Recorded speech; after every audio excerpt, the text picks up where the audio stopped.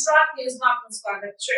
સમાચારમાં વાત કરીએ તો નાગા બાવાના વેશમાં લોકોની નજર ચૂકવી પૈસા લઈ જવાના ગુનાના આરોપીને શોધી કાઢતી વડોદરા શહેર crime branch.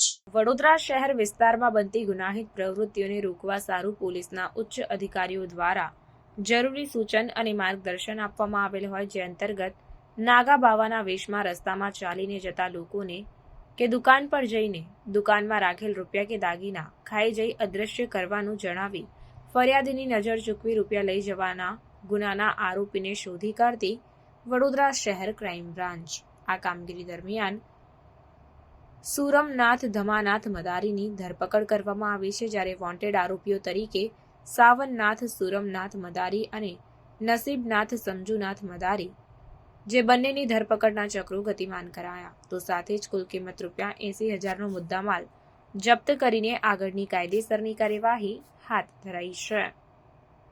Crime reporter Sameer આગેવાન, સેક્યુલર ગુજરાત ન્યૂઝ, વડોદરા। સમાચારોની અવનવી અપડેટ્સ માટે જોતા રહો સેક્યુલર ગુજરાત ન્યૂઝ।